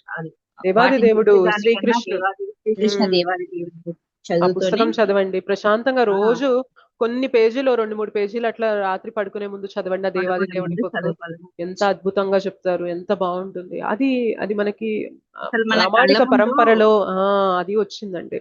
మన అలాంటివి కళ్ళ ముందు చదవటం వల్ల కదిలినట్టే చాలా అనిపిస్తుంటది మాతాజీ ఆ బుక్ కరెక్ట్. చదువుతూ ఉంటే. అవును అవును అది నైట్ టైమ్ లో చదువుతుంటే ఇంకా హాయిగా ఉండిపోతుంది అవును మాతాజీ. హాయిగా ఎలాంటి ఉంటుంది మనకి. టెన్షన్స్ లేకుండా హాయిగా నిద్రపోతాం. కరెక్ట్. మనసులో అప్పటిదాకా పొద్దున్న నుండి జరిగిన టెన్షన్స్ అన్ని కూడా పోయి ఆ ప్రశాంతంగా భగవంతునితో అలా కనెక్ట్ అయినట్లుంటది మనకి. అవును. చాలా బాగుంటది మాతాజీ. ఇప్పుడు ఈ నైస్ మాతాజీ. శ్లోకం పైన కూడా చాలా క్లియర్ గా అర్థమైంది Mataji. Very nice. Thank you మాతాజీ. Thank you Mataji. హరే కృష్ణ మాతాజీ. హరే కృష్ణ. పద్మ మాతాజీ చెప్పండి. ఇందాక మీరు మాట్లాడే లోపే పక్కకి వెళ్ళిపోయింది డిస్కషన్. పర్వాలేదు మాతాజీ. మాతాజీని ప్రభుజీలు అడుగుతుంటే కూడా మేము తెలుసుకుంటున్నాం మాతాజీ కొన్ని విషయాలు. అయితే ఇప్పుడు మీరు అందరికంటే కృష్ణ పరమాత్మ పైన ఉంటారు కదా అందరి అని అన్నారు కదా మాతాజీ. ఇప్పుడు మళ్ళా మరి కృష్ణ పరమాత్మ కాకుండా ఆయన భక్తులను కూడా పూజిస్తారు కదా మాతాజీ. అంటే భగవంతుని కంటే భక్తుని ముందు పూజిస్తారు కదా మాతాజీ. ఇప్పుడు భగవంతుడు గొప్ప అంటారా, భక్తుడు గొప్ప అంటారా, ఎవరి ముందు? ఓకే, ఇక్కడ మనం రెండు కోణాల్లో చూడొచ్చు మాతాజీ. అంటే భగవంతుడి పైన ఇంకెవరూ లేరు. ఓకే, భగవంతుడు ఇంకెక్కడి నుండో వచ్చారు, ఆయన పైన ఇంకెవరో ఉన్నారు, ఆయన మూలం ఇంకేదో ఉంది అనడానికి ఇంకేదీ లేదు. అలా చూసుకున్నట్లయితే భగవంతుడు అందరికన్నా కూడా పైన. ఓకే, అయితే ఇలాంటి భగవంతుణ్ణి కూడా చెప్పు చేతల్లోకి తీసుకొచ్చే శక్తి దేనికి ఉంది అంటే శుద్ధ భక్తికి ఉన్నది. అంటే ఇంకా ఇప్పుడు మనం అంత పొజిషన్ లో ఉన్న భగవంతుణ్ణి నువ్వేం చెప్తే నేను అది చేస్తానమ్మా. యశోదమయ్య దగ్గర ఎట్లా ఉంటారు భగవంతుడు? అమ్మా నువ్వు వచ్చి నన్ను కొడుతున్నావా అని చెప్పి ఆయన భయపడుతూ పరిగెడుతూ దామోదరులాగా కళ్ళ వెంట నీళ్లు గారుస్తూ వణికిపోతూ అలా ఉన్నారంటే ఆయన దేనికి దాసోహం అవుతున్నారంటే ఆ భక్తికి, ప్రేమకి దాసోహం అవుతున్నారు. సో భగవంతుని యొక్క భక్తుల పొజిషన్ అనేది భగవంతుడి కన్నా ఎప్పుడు ఎక్కువే అంటే అర్థం భగవంతుడు భక్తుల నుండి వచ్చారని కాదు. ఓకే, రెండు కోణాలు ఉన్నాయి ఇక్కడ మనకి. భగవంతుడికి మూలం ఇంకేది లేదు, భగవంతుడు అందరికన్నా హైయెస్ట్. కానీ ఆ భగవంతుడిని కూడా మన ఆధీనంలోకి తీసుకొచ్చే భక్తి శక్తి అనేది భక్తులకు ఉంటుంది. కాబట్టి ఆ భక్తుల ముందు భగవంతుడు దాసోహం అయిపోతాడు. అది అర్థం చేసుకోవాల్సింది మనం. అంటే ఊర్ధ్వలోకం అంటే పైన లోకంలో మాత్రం భగవంతుడే గొప్పవాడు మాతాజీ, అంతే కదా? పైన లోకాలనే కాదు, ప్రతి లోకంలో కూడా భగవంతుడే గొప్ప. ప్రతి లోకంలో కృష్ణ పరమాత్మనే గొప్పవాడు అన్నట్టు. అదే మనం భగవంతుని మన మన మన మన కంట్రోల్లోకి మనం తీసుకొచ్చుకోవాలి అంటే మనం భక్తితో మనము భక్తులు అనేవారు భగవంతుని కంటే గొప్పవారు అవుతారు కదా మాతాజీ. అంతే. మీకు నేను ఇది చెప్పానో లేదో తెలియదు, మనకి SGR క్లాసెస్ లో కానీ అలాగా ఒకసారి ఏమైతుంది అంటే మన కురుక్షేత్ర యుద్ధం జరుగుతున్నప్పుడు కొన్ని రోజులు గడిచాక, మనకి 18 రోజులు గడిచింది యుద్ధం అనేది. కొన్ని రోజులు ఇనీషియల్ గా కొన్ని డేస్ గడిచాక దుర్యోధనుడు వెళ్ళి భీష్ముడితో చెప్తారనమాట, మీరు సరిగ్గా యుద్ధం చేయడం లేదు, మీ శక్తి ముందు అసలు అర్జునుడు ఎంత, పాండవులు ఎంత, వాళ్ళు ఇట్లా ఓడిపోవాల్సింది, కానీ మీరు ఎందుకో సరిగ్గా యుద్ధం చేయడం లేదని నాకు అనిపిస్తుంది అని చెప్పి అంటారు. భీష్ముడికి కొంచెం కోపం వచ్చి, సరే దుర్యోధన నీకు అలా అనిపిస్తుంది కదా, నేను ఇదిగో 5 బాణాలు నేను మంత్రించి పెట్టాను, ఈ 5 బాణాలతో రేపు పొద్దున 5 పంచ పాండవుల్ని నేను ఈ బాణాలు వారిపైన వేసి వాళ్ళని చంపబోతున్నాను, నువ్వు ఇలా అంటున్నావు కాబట్టి నీకోసం ఇదంతా చేశాను అని అంటారు అనమాట. సో ఈ మాట మొత్తం ఆ క్యాంప్ అంతటికి తెలిసిపోయింది. భీష్మదేవుడు ప్రతిజ్ఞ చేశాడు, రేపు పాండవుల పైన మంత్రించిన బాణాలనేవి వెయ్యడానికి సిద్ధం అవుతున్నారు, రేపు పాండవులు చనిపోబోతున్నారు అనేది మొత్తం అందరికీ తెలిసిందనమాట. జనరల్ గా వాళ్ళకి అక్కడ యుద్ధానికి నియమాలు ఉంటాయి. ఏంటి అంటే సూర్యాస్తమయం అయిపోయింది అంటే మాత్రం యుద్ధం చేయరు. ఇంకా అక్కడే వాళ్ళు చిన్న చిన్న ఏమంటారు శిబిరాలలాగా చేసేసుకుంటారు, అక్కడే వాళ్ళు నిద్రపోతారు. మళ్ళీ మార్నింగ్ అయ్యి సూర్యోదయం అయ్యాక మనకి మళ్ళీ శంఖనాదాలు పూరించి యుద్ధం అనేది స్టార్ట్ అవుతుంది. అప్పటిదాకా ఎవరిపైన ఎవరు అటాక్ చేసుకోరు. అది కూడా ధార్మికంగా జరిగేవన్నమాట. యుద్ధాలకు కొన్ని రూల్స్ ఉండేవి. సో ఎప్పుడైతే భీష్మదేవ ఇలా చెప్పారో రేపు యుద్ధంలో చంపబోతున్నారని, ఈ విషయం అక్కడ ఉన్న క్యాంప్ వాళ్ళందరికీ తెలిసింది, ఇటు పాండవులకి కూడా తెలిసింది. అయితే అర్జునుడు ఎంత ప్రశాంతంగా నిద్రపోతున్నాడు అంటే ఆయన గురకలు పెట్టి మరీ నిద్రపోతున్నాడు అనమాట. కృష్ణ ఏమో అర్జునుడి టెంట్ బయట అటు ఇటు ఇటు అటు తిరుగుతూ ఉన్నాడు. లోపల నుండేమో అర్జునుడి యొక్క ఆ చప్పుడు గురక చప్పుడు వస్తుంది అనమాట. లోపలికి వెళ్ళి అర్జునుడిని లేపుతాడు, అసలు ఏంది నువ్వు ఇలా నిద్రపోతున్నావు, ఏమన్నా కొంచెమైనా నీకు శోష ఉందా, రేపు నీ పైన యుద్ధం చేయడానికి భీష్మ ప్రతిజ్ఞ తీసుకొని బాణాలు అనేవి రెడీ చేశారు, నీకు తెలుసా అంటే నాకు తెలుసు కృష్ణ, నేను ఆల్రెడీ విన్నాను. ఇప్పుడు తెలిసిలా ఎలా నిద్రపోతున్నావు అని అంటారు అనమాట. నాకేముంది కృష్ణ, నాకేంటి భయము, నువ్వున్నావు కదా అని అంటారు అనమాట. అసలు ఆ మాట వినగానే కృష్ణుడికి ఇంకా మతిపోతుంది అనమాట. నా భక్తుల పరిస్థితి ఎలా ఉంటది అంటే, వాళ్ళేమో ఇంత ప్రశాంతంగా హాయిగా నిద్రపోతున్నారు, నేనేమో వాళ్ళని కాపాడుకోవడం కోసం చౌకీదారులాగా, ఒక కాపలదారులాగా వాళ్ళ శిబిరాల బయట నేను ఇలా తిరగాల్సి వస్తుంది. ఇది కదా నా భక్తుల పొజిషన్ అని చెప్పి ఆయన అంటారు అనమాట. సో భక్తుల పొజిషన్ అనేది ఎప్పుడు కూడా ఉత్తమమైనది అనమాట. ఆ భక్తితో భగవంతుడిని కొనేస్తారు. అంటే ఇంకా అందుకనే ఏమంటారంటే, అన్నిటికన్నా ఉత్తమమైన సంపద ఏంటి అంటే, అన్నిటికన్నా ఉత్తమమైన వ్యక్తిని కొనగలిగే సంపద అన్నిటికన్నా ఉత్తమమైన సంపద. అవునా కదా చెప్పండి? Yes or no? మిగిలిన వాళ్ళు చెప్పండి. మనం ఎప్పుడు బాగా ధనవంతులం అని చెప్పగలమంటే, మనకి అన్ని కొనే శక్తి మన దగ్గర ఉందనుకోండి, అప్పుడు మనం బాగా ధనవంతులం అని చెప్పచ్చు. అయితే నిజంగా ధనవంతులు ఎవరు తెలుసా? భగవద్భక్తులు. ఎందుకంటే వాళ్ళకి సమస్త శక్తులు ఉన్న భగవంతుణ్ణి కూడా కొనే శక్తి వాళ్ళ భక్తి రూపంలో వాళ్ళ దగ్గర ఉన్నదన్నమాట. ఓకే, సో ఆ భక్తి ద్వారా వాళ్ళు ఇంకా అన్నిటికన్నా టాప్ అయిపోతారు అనమాట. ఆ భక్తితో భగవంతుడిని కొనేస్తారు కాబట్టి ఇంకా వారికి మించి ఇంకెవరు ఉండరు. మనకి ఏమంటారు, ఇది రుక్మిణీదేవిని కూడా భగవంతుడు ఎప్పుడైతే రుక్మిణీదేవి లెటర్ రాస్తుందో, నన్ను తీసుకెళ్ళిపో కృష్ణ, నువ్వు తప్ప నేను ఇంకెవరిని నా భర్తగా నేను ఊహించుకోలేను అని చెప్పి, నువ్వు తీసుకెళ్ళకపోతే నేను నా ప్రాణాన్ని వదిలేస్తాను అని చెప్పి రాస్తుందో, కృష్ణ వస్తారు. తీసుకెళ్తూ ఉన్నప్పుడు రుక్మిణీదేవి చాలా భయపడుతూ ఉంటుంది అనమాట. సో వెనక తన వాళ్ళ అన్న రుక్మి సైన్యాన్ని పంపుతూ ఉంటారు. సో కృష్ణ పైన యుద్ధం చేయడానికి, రుక్మిణిని లాక్కు రావడానికి ఆవిడ భయపడుతూ ఉంటుంది. అప్పుడు ఏమంటారంటే కృష్ణ, చూడు రుక్మిణి, నీ సేన వారితో పోరాడి నిన్ను కాపాడుతుంది, నువ్వు భయపడకు అని అంటారు. అసలు రుక్మిణీదేవికి ఏదైనా సేన ఉందా? లేదు. కానీ కృష్ణుణ్ణి తన సొంతం చేసుకుంది తన భక్తితో. కాబట్టి కృష్ణ సేన మొత్తం ఇప్పుడు ఎవరి సేన అయిపోయింది? రుక్మిణి సేన అయిపోయింది. రైట్? సో భగవంతుడు అక్కడ చెప్పడం కూడా ఏమంటున్నారంటే, నువ్వేమి కంగారు పడాల్సిన అవసరం లేదు, నీ సేన ఆ వచ్చే వారందరినీ కూడా ఎదిరించి కాపాడగలదు, కంగారు పడకు అని అంటారనమాట. అంటే భగవంతుని యొక్క భక్తుల పొజిషన్ అనేది అంత గొప్పగా ఉంటుంది. భగవంతుడిది ఏదైతే ఉంటుందో అదంతా కూడా భక్తులది అయిపోతుంది. ఆయన భగవంతుడు అంత దాసోహం అయిపోతాడనమాట. మీ భక్తితో నన్ను కొనేశారు మీరు, మీకు నచ్చినట్టుగా నేను ఆడతాను. భగవంతుడికి విరుద్ధంగా ఉన్నామనుకోండి, భగవంతుడి యొక్క మాయాశక్తి చేతిలో మనం తోలుబొమ్మలం అయిపోతాం. భగవంతుణ్ణి పట్టుకొని భగవంతునికి శరణాగతులం అయిపోయి శుద్ధ భక్తిని పట్టుకున్నాం అనుకోండి, మనము మన చేతిలో భగవంతుడు తోలుబొమ్మ అయిపోతాడు. అట్లా ఉంటదన్నమాట. భక్తి పట్టుకోవడము, భగవంతుణ్ణి వదిలేసి బ్రతకడం అనేది ఇంత కాంట్రాస్ట్ గా ఉంటది అనమాట జీవితం అనేది. అర్థమవుతుందా? Yes ma'am.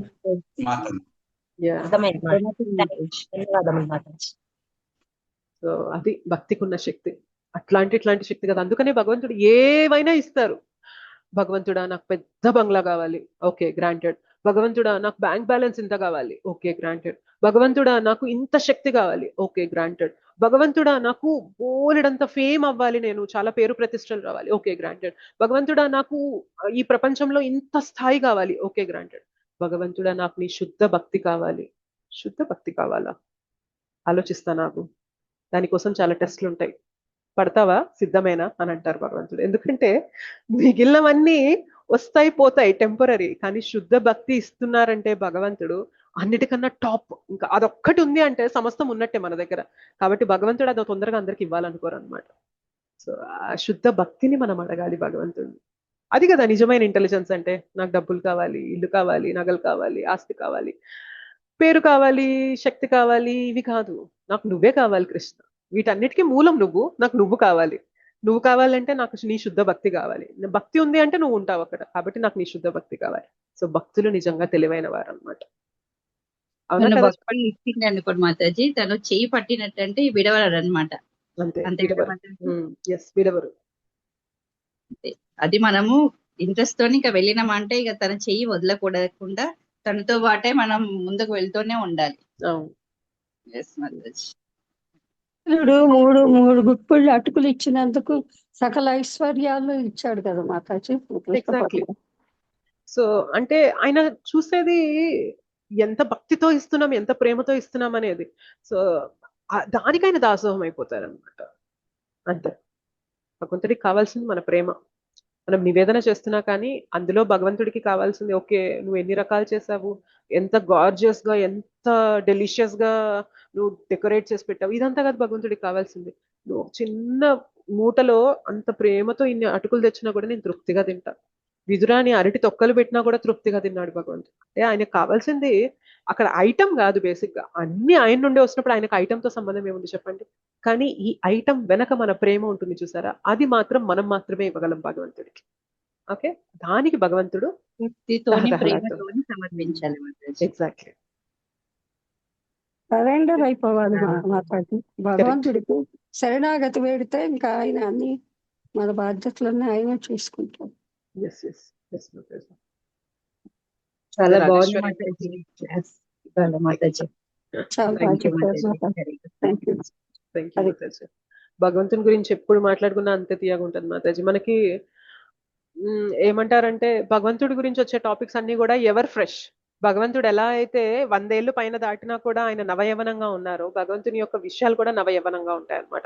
అదే సుధామ గురించి చర్చించుకుంటున్నాం, అదే కురుక్షేత్రం గురించి చర్చించుకుంటున్నాం, అదే కృష్ణ, అదే భగవద్గీత, వాటి గురించే చర్చించుకుంటున్నా కూడా ప్రతిసారి కూడా అందులో కొత్తదనం, అందులో ఒక రస అనేది వస్తుంటుంది అనమాట. అది భగవంతుని యొక్క స్పెషల్ శక్తి. ఓకే, ఎస్ రాజేశ్వరి మాతాజీ. నమస్తే మాతాజీ. నాకు ఒక క్వశ్చన్, డౌట్ మ్యామ్. నేను ఇస్కాన్ టెంపుల్ కి వచ్చినప్పుడు కృష్ణుడి పక్కన ఉన్న దేవుళ్ళు ఎవరు అని చూస్తూ ఉంటే నేను ఎప్పుడు కూడా రుక్మిణి మాత అనుకునేదాన్ని. కానీ when I read she Radha మాత. సో నాకు ఎప్పుడు కూడా డౌట్ అన్నమాట, why she behind, I mean కృష్ణుడి పక్కన స్థానం పొందినామే తను వైఫా లేకపోతే గొప్ప భక్తురాలా ఎవరు అనేది నాకు ఎక్కడ కూడా స్టోరీస్ లో దొరకట్లేదు. సో మీరైతే కరెక్ట్ గా చెప్పగలుగుతారు ఇన్ఫర్మేషన్. ఓకే, సో భగవంతుని యొక్క భక్తులలో ఇంకా హైయెస్ట్ అండ్ టాప్ మోస్ట్ భక్తురాలు ఎవరు అంటే శ్రీమతి రాధారాణి. ఓకే, భగవంతుడే కృష్ణగా ఉన్నప్పుడు ఆ ఆ భక్తి యొక్క స్వరూపం అనేది మనకి రాధారాణిగా ఉంటుంది. ఓకే, భగవంతుడే రామచంద్రుడిగా వచ్చినప్పుడు శ్రీమతి రాధారాణినే సీతమ్మ వారిగా వస్తుంది. భగవంతుడే నారాయణుడిగా వచ్చినప్పుడు శ్రీమతి రాధారాణియే లక్ష్మీదేవిగా వస్తుంది. ఓకే, భగవంతుడే ద్వారకకి వెళ్ళినప్పుడు శ్రీమతి రాధారాణియే మనకి రుక్మిణి మాతగా ఉంటుంది. సమస్తం కూడా మనకి రాధారాణి యొక్క అంశలే. భగవంతుని భార్య స్థానంలో ఉన్న ఎవరైనా కూడా రాధారాణి యొక్క అంశాలుగానే మనం గుర్తిస్తాం మాతాజీ. Okay okay thank you. Thank you మాతాజీ. విజయలక్ష్మి మాతాజీ. హరే కృష్ణ మాతాజీ. హరే కృష్ణ మాతాజీ. మాతాజీ, మా ఫ్రెండ్ ఈ గ్రూప్ లో జాయిన్ కావాలనుకుంటుంది, ఈ నంబర్ యాడ్ చేస్తారా మేడం? యాడ్ చేస్తాను, నాకు ఒకసారి మెసేజ్ చేయండి. నేను గ్రూప్ లింక్ ఒకటి పంపిస్తాను, అది మీ ఫ్రెండ్ కి పంపిస్తే తను అది క్లిక్ చేసి జాయిన్ అయిపోవచ్చు. Okay madam. Okay thank you. Thank you. Okay, మీకు ఇంకేం ప్రశ్నలు లేవు అంటే మనం ఇవాళ క్లోజ్ చేద్దాం. ఐఎమ్ సారీ, నేను 2 శ్లోకాలు చెప్దాం అనుకున్నాను, బట్ సమయం అనేది సరిపోలేదు. అండ్ 2వ శ్లోకం అనేది మనకు కొంచెం పెద్ద శ్లోకం కాబట్టి మరీ కుదించినట్టుగా అయిపోతుంది అనే భావనతో అది స్టార్ట్ చేయలేదు. బట్ ఎనీవే మీకు ఉపయోగపడింది క్లాస్, మంచి వివరాలు అనేవి తెలుసుకున్నారు అని నేను భావిస్తున్నాను. తదుపరి క్లాస్ లో మనం. హరే కృష్ణ మాతాజీ, నాకు ఒక డౌట్ ఉంది, క్లియర్ చేయరా? చెప్పండి. అది మనము ఇప్పుడు జపం చేస్తానికి మనకి హరే కృష్ణ మహామంత్రం ఇచ్చారు కదా, మనము కృష్ణ కృష్ణ కృష్ణ అనకుండా హరే కృష్ణ అని చెప్పి మళ్ళీ లాస్ట్ లో హరే రామ వరకు వస్తాం కదా, అది కొంచెం నాకు డీటెయిల్ గా చెప్పారా మాతాజీ? హరే అంటే శ్రీమతి రాధారాణి, కృష్ణ అంటే ఇప్పుడు మనం ఏం చేస్తున్నామంటే హరే కృష్ణ మహామంత్రం ద్వారా ఏం అడుగుతున్నాము అంటే, ఓ కృష్ణ, ఓ శ్రీమతి రాధారాణి, దయచేసి నన్ను నీ సేవలో నియుక్తం చెయ్యండి అని అడుగుతున్నాం. అయితే ఇక్కడ హరే కృష్ణ రామ, హరే అంటే హర అంటే శ్రీమతి రాధారాణినే మనం మంత్రంలోకి వచ్చేసరికి హరేగా మారుతుంది. అంటే భగవంతుని యొక్క గొప్ప భక్తురాలు, శుద్ధ భక్తురాలైన శ్రీమతి రాధారాణి కృపని అడుగుతున్నాం, భగవంతుని సేవని నాకు కల్పించండి అని. కృష్ణ అంటే ఆల్ అట్రాక్టివ్, ఇంకా ఆయనకు మించిన ఆకర్షణీయమైన వ్యక్తి ఇంకెవరూ లేరనమాట. సో ఆ కృష్ణ యొక్క సేవని అడుగుతున్నాం. రామ అంటే ఎవరంటే మనకి ప్లెజర్ ఇచ్చేవాళ్ళు, ఆనందాన్ని ఇచ్చేవారు. సో ఆయన యొక్క సేవని మనం అడుగుతున్నాం. సో బేసిక్ గా హరే కృష్ణ మహామంత్రం యొక్క అర్థం ఏంటి అంటే, ఓ కృష్ణ, ఓ Srimati Radharani, please engage me in your service. దయచేసి నాకు మీ సేవలో నన్ను నియుక్తం చెయ్యండి అనే మీనింగ్ అనేది ఈ మంత్రానికి ఉంది మాతాజీ. అంటే మనం మంత్రం చెప్తున్నంత కాలం మనం ఏమడుగుతున్నాం తెలుసా భగవంతుడిని, నాకు మీ సేవనివ్వండి, నాకు మీ సేవనివ్వండి, నాకు మీ సేవ చేసుకునే భాగ్యాన్ని ఇవ్వండి, నాకు మీ సేవ చేసుకునే శక్తిని బుద్ధిని ఇవ్వండి అని మనం ప్రతిసారి మంత్రం చెప్తున్నప్పుడు కూడా మనం అదే అడుగుతున్నాం. అందుకనే మంత్రం చెప్తున్నప్పుడు మీరు ఒకవేళ ఈ మీనింగ్ పైన ధ్యానం చేయగలిగినా పర్లేదు. కృష్ణ హరే కృష్ణ కృష్ణ కృష్ణ హరే హరే ఓకేనా? అర్థమైందా మాతాజీ? తేజస్వి మాతాజీ అర్థమైంది మాతాజీ. ముందు మనము అది రాధారాణిని వేడుకొని తర్వాత కృష్ణకి సరెండర్ అయిపోతున్నాము. అవును, అర్థమైంది రాధారాణి మాతాజీ. కృప లేకుండా కృష్ణని మనం పొందలేం. ఒకవేళ రాధారాణి ఒక భక్తుడిని భక్తురాల్ని చూపించి యాక్సెప్ట్ చేయి తనని కృష్ణ అంటే కృష్ణ యాక్సెప్ట్ చేసేస్తారు. అంటే మనం రాధారాణి ద్వారా వెళ్ళామనుకోండి తొందరగా కృష్ణ దొరుకుతారు మనకి. ఓకే, దీనికి ఒక ఎగ్జాంపుల్ కూడా చెప్తారు, సింపుల్ గా చెప్తాను ఎక్కువ వివరాలు లేకుండా. మనకి రామాయణంలో రామచంద్రుల వారి నుండి సీతమ్మ దగ్గరికి వెళ్ళడానికి హనుమంతులు ప్రయాణం చేస్తారు కదా లంకకి వెళ్ళడానికి. ఎప్పుడైతే రాముల వారి నుండి సీతమ్మ దగ్గరికి వెళ్ళాలనుకుంటారో మధ్యలో చాలా అవరోధాలు వస్తాయి. సురస మనకి లంకిని ఆపుతుంది, సింహిక, మైనక, ఇట్లా చాలా అవరోధాలు వస్తాయి అన్నమాట సముద్రాన్ని దాటుతున్నప్పుడు.